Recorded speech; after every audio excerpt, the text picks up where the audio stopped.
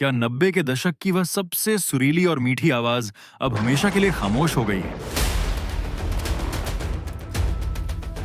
जिसने पूरे देश को प्यार के गीत गाना सिखाया था? आखिर क्यों भारत के सबसे बड़े सम्मान वाले दिन बॉलीवुड की मेलोडी क्वीन अलका याग्निक अचानक एक व्हील चेयर पर बेबस, बेहद कमजोर और लाचार नजर आईं? क्या 30 सालों तक अपने ही पति से दूर और अलग रहने के दर्द, म्यूजिक इंडस्ट्री की गंदी राजनीति और एक खौफनाक लाइलाज बीमारी ने अलका जी को अंदर से पूरी तरह तोड़कर रख दिया है? आज हम उस वायरल वीडियो का पूरा सच आपके सामने खोलेंगे, जिसने पूरे देश के फैंस की आंखों में आंसू ला दिए हैं। इसके साथ ही हम बॉलीवुड के उन काले और छिपे हुए पन्नों को भी पलटेंगे, जहां गानों की सरेआम चोरी, स्टेज पर जबरन किस करने के गंदे विवाद और एक ऐसी दर्दनाक प्रेम कहानी दफन है जो कभी मुकम्मल नहीं हो पाई। दिल थाम कर बैठिए, क्योंकि आज की इस कहानी में वो दर्द और राज छुपे हैं जो कभी किसी स्टूडियो के माइक पर रिकॉर्ड नहीं हो सके।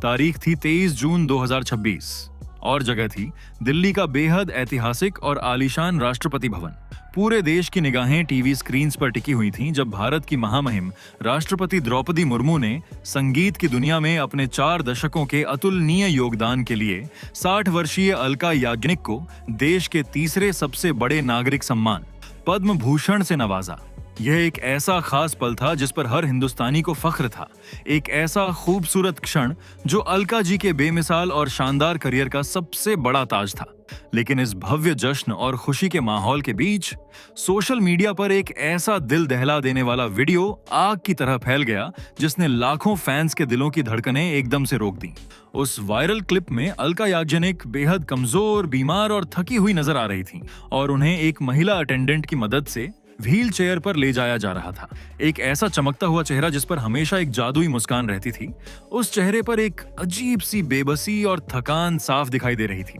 इस क्लिप के वायरल होते ही इंटरनेट पर दुआओं, आंसुओं और घबराहट का मानो एक सैलाब सा आ गया और लोग पूछने लगे कि आखिर हमारी बचपन की मीठी यादों को अपनी आवाज से संवारने वाली इस लेजेंड को किसकी बुरी नजर लग गई। जैसे जैसे फैंस की चिंताएं बेकाबू होने लगीं और इंटरनेट पर तरह तरह की अफवाहों का बाजार गर्म हुआ, अलका याग्निक ने खुद इंस्टाग्राम पर आकर इस व्हील चेयर वाले भयानक रहस्य से पूरी तरह पर्दा उठाया।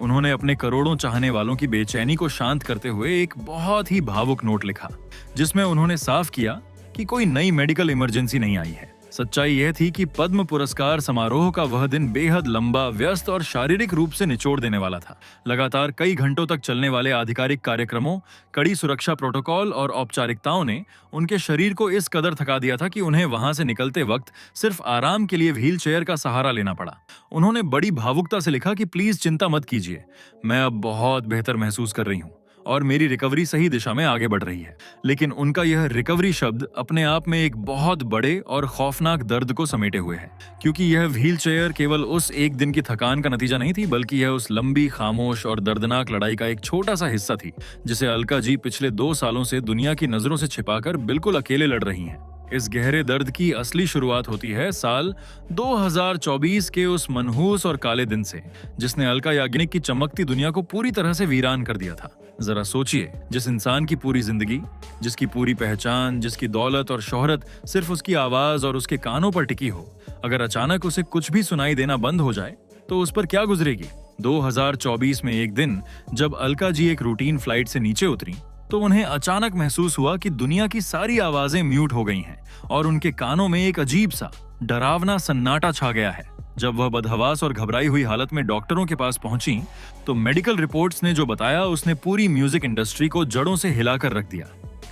उन्हें एक अचानक हुए वायरल अटैक की वजह से rare sensory neural nerve hearing loss का शिकार होना पड़ा था। यह कोई आम बहरापन नहीं था जिसका इलाज एक छोटी सी मशीन से आसानी से हो जाए, बल्कि यह एक ऐसी खौफनाक स्थिति थी जिसने उनके भीतरी कान की उन बारीक कोशिकाओं और श्रवण तंत्रिकाओं को तबाह कर दिया था जो दिमाग तक ध्वनि के संकेत पहुंचाती हैं। वो आवाज जो कभी पूरी दुनिया को अपनी धुनों पर नचाती थी, वो खुद अपने ही सन्नाटे में गहरे डूब गई। इसी गंभीर बीमारी ने उन्हें पब्लिक लाइफ से पूरी तरह दूर कर दिया और हालत ये हो गई कि जब AR रहमान जैसे दिग्गज संगीतकारों ने उन्हें नई फिल्मों के लिए अप्रोच किया तो उन्हें टूटे हुए दिल से मना करना पड़ा, क्योंकि वो अब किसी भी हाल में गाने की स्थिति में ही नहीं थी। उनका आखिरी गाना इम्तियाज अली की फिल्म अमर सिंह चमकीला का नरम कालजा बनकर रह गया, जो उन्होंने अपनी इस खौफनाक बीमारी के शिकार होने से ठीक पहले रिकॉर्ड किया था।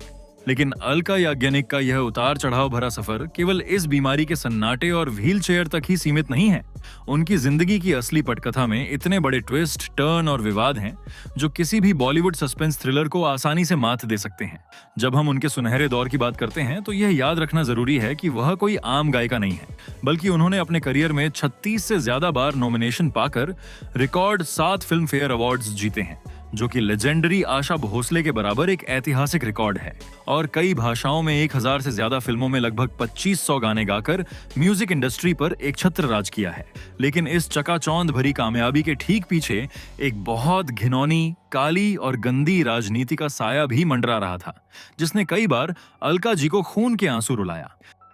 90 का दशक केवल मीठे गानों का नहीं, बल्कि गलाकाट प्रतिस्पर्धा और म्यूजिक माफियाओं का खतरनाक दौर था। टी सीरीज के संस्थापक गुलशन कुमार और गायिका अनुराधा पौडवाल का दबदबा उस वक्त ऐसा था कि बड़े बड़े सिंगर्स उनके खिलाफ एक शब्द बोलने से भी खौफ खाते थे। अलका जी को अपने करियर का सबसे बड़ा और गंदा सदमा तब लगा जब सुपरहिट फिल्म दिल के लिए रिकॉर्ड किए गए उनके शानदार गानों को बिना उन्हें बताए रातों रात अनुराधा पौडवाल की आवाज में डब कर दिया गया। उस दौर में गॉसिप गलियारों में यह अफवाहें आग की तरह फैल रही थीं कि अनुराधा और गुलशन कुमार के बीच कुछ बहुत करीबी रिश्ते हैं, जिसका सीधा फायदा उठाकर अनुराधा ने अलका के करियर को लगभग खत्म करने की और अपनी मोनोपोली बनाने की गहरी साजिश रची थी। अलका ने इस अन्याय और गंदी राजनीति के खिलाफ एक मैगजीन इंटरव्यू में खुलकर अपना गुस्सा भी निकाला था, जो उस वक्त की सबसे बड़ी सनसनी बन गया था। और यह विवादों का सिलसिला सिर्फ अनुराधा पौडवाल के गानों की चोरी तक ही नहीं रुका, बल्कि हाल ही में सोशल मीडिया पर एक ऐसा पुराना और चौंकाने वाला वीडियो वायरल हुआ है जिसने इंटरनेट पर एक नया बवाल खड़ा कर दिया है। इस वीडियो में मशहूर सिंगर उदित नारायण एक लाइव कॉन्सर्ट में स्टेज पर गाना गाते हुए अचानक अलका याग्निक के पास आते हैं और बिना उनकी सहमति के उन्हें गाल पर किस कर लेते हैं। वीडियो में अलका जी का चेहरा साफ बता रहा था कि वो इस अचानक हुई हरकत से कितनी बुरी तरह झेप गई थी और शौक में तुरंत पीछे हट गई थी। इन वीडियोस ने उदित नारायण को जनता के कटघरे में खड़ा कर दिया है। हालांकि उदित ने खुद का बचाव करते हुए कहा कि वे एक शालीन इंसान हैं और यह सिर्फ उत्साह में हुआ, लेकिन इसके पीछे भी बॉलीवुड का एक बहुत पुराना और गंदा खेल है।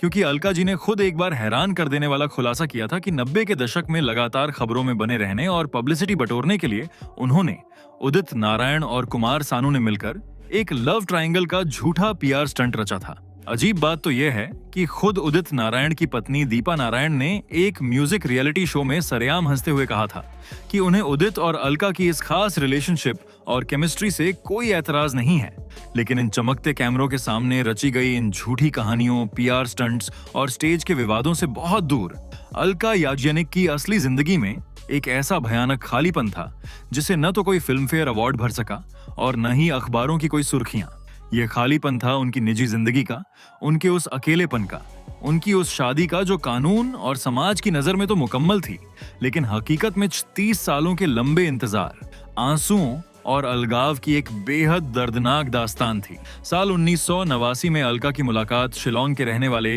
एक बेहद रईस बिजनेसमैन नीरज कपूर से हुई थी और यह पहली नजर का ऐसा पागलपन वाला प्यार था जो केवल 2 महीने के भीतर ही शादी के मंडप तक पहुंच गया। शादी के वक्त यह वादा हुआ था कि दोनों एक महीना एक दूसरे के शहर में गुजारेंगे और इस रिश्ते को पूरी शिद्दत से निभाएंगे। लेकिन नियति को शायद कुछ और ही मंजूर था, क्योंकि शादी के तुरंत बाद फिल्म तेजाब का गाना 1 2 3 रातों रात ऐसा ऐतिहासिक ब्लॉकबस्टर हुआ कि अलका का करियर एक सुनामी की तरह आगे बढ़ गया। काम का दबाव इतना ज्यादा बढ़ गया कि उनके पास मुंबई से एक दिन भी बाहर जाने की फुर्सत नहीं बची और इसी बेतहाशा करियर की रफ्तार ने एक हंसते खेलते नवविवाहित जोड़े को हमेशा हमेशा के लिए अलग कर दिया। बिना किसी कानूनी तलाक के, बिना किसी लड़ाई झगड़े के अलका और नीरज ने 30 सालों तक अलग अलग शहरों में रहने का फैसला किया। इस शारीरिक और मानसिक दूरी ने अलका जी को अंदर ही अंदर बहुत तोड़ा और जब एक तरफ वह दुनिया की सबसे कामयाब गायिका बन रही थीं, वहीं दूसरी तरफ वह मुंबई के अपने फ्लैट में अपनी इकलौती बेटी सायशा को अकेले पालने का कड़ा संघर्ष कर रही थीं। लेकिन इन तमाम त्रासदियों, धोखों और अकेलेपन के बावजूद उन्होंने अकेले अपने दम पर अपनी बेटी सायशा को बड़ा किया। आज जब 2026 में वह व्हील चेयर पर बैठी नजर आईं, तो वह किसी की खोखली सहानुभूति की मोहताज बिल्कुल नहीं थी। उनका वह व्हील चेयर वाला वीडियो भले ही लाखों फैंस को रुला गया हो, लेकिन पद्म भूषण हाथ में लिए उनकी वह गौरवशाली मुस्कान यह चीख चीख कर कह रही थी